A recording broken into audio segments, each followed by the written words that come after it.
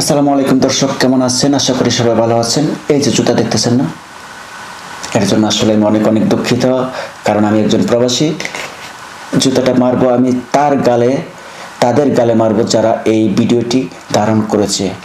আজ 3 দিন যাবৎ যে ভিডিওটি 3-4 দিন যাবৎ যে ভিডিওটি সোশ্যাল মিডিয়াতে ঘুরছে, ঘোরাফেরা করছে, উল্টাপাল্টা করছে, আমি তাদের গালে এই জুতাটি মারতে চাই। যারা প্রবাসীদেরকে অপমান অবহেলা করেছে, আমি তাদের গালে এই জুতাটি মারতে চাই। এর জন্য আমি আপনাদের সামনে জুতা তুলেছি, এর জন্য আমি অনেক অনেক দুঃখিত। আসলে হাতটা নষ্ট করলাম জুতা ধরে, তারপরেও তবুও দৌড়তে হচ্ছে। আমার কি ইচ্ছা করছে জানেন? আমার ইচ্ছা করছে এই 6 রাউন্ড গুলি আছে না, 6 রাউন্ড গুলিটা বইরা হয়তো নিজের জীবন শেষ করে দিই, না হয় তাদেরকে শেষ করে দিই। কারণ যারা এই কথাগুলো বলেছে তারা তো 10 টাকার মানুষ, মাত্র সামান্য 10 টাকার মানুষ হয়ে আজ এই প্রবাসীদেরকে অপমান করেছে। যাদের জন্য আজ দেশ বেঁচে আছে, যাদের জন্য দেশ আজ এতটুকু এগিয়ে গেছে, স্বাধীনতার পরে যারা যুদ্ধ করে যাচ্ছে দেশের জন্য, একমাত্র প্রবাসীরা। আর তাদেরকে নিয়ে এত বড় অপমান কিছুতেই সহ্য করা যায় না। এজন্য আপনাদের সামনে ভিডিওটি নিয়ে হাজির হলাম। আমি জুয়েল রানা, ইরাক প্রবাসী। তো যে মানুষগুলোর কথা বলছি, আসলে ভিডিওটিতে আমার একটু চেনা চেনা মনে হচ্ছিল লোকগুলোকে। কিভাবে চেনা চেনা মনে হলো? আমি 2008 সালে যখন বিদেশে আসি, বিদেশে আসার সময় আমি ঢাকা শহরে ছিলাম, মোটামুটি 10-12 দিনের মতো ছিলাম। ওই সময় আমার এরকম গেঞ্জি ছিল আমার গায়ে, বিশ্বাস করুন, আমার গেঞ্জি টেনে টেনে লম্বা করে ফেলেছিল মাত্র 20 টাকার জন্য। 20 টাকা শর্ট, 20 টাকা শর্ট, 20 টাকা শর্ট। এই কথাটা বলতে শুনতে আর ভালো লাগে না, খুব বিরক্ত লাগছে নিজেকে।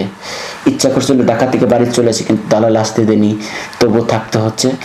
আর এই 20 টাকার মানুষ যারা এই প্রবাসীদের সম্পর্কে এভাবে অপমান, আসলে সহ্য করা যায় না।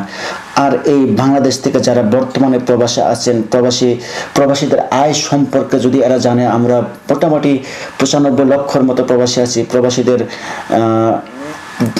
2017 সালের হিসাব এখনো আসেনি, আর 2016 সালের হিসাবে $1361 বিলিয়ন আয় হয়েছে প্রবাসীদের। এটা শুধু ব্যাংকের হিসাব।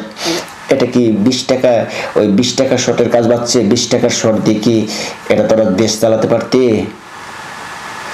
ইচ্ছা করে জুতাগুলো দিয়ে গালের চামড়া, শালির বেটি করে গালের চামড়া একটাও।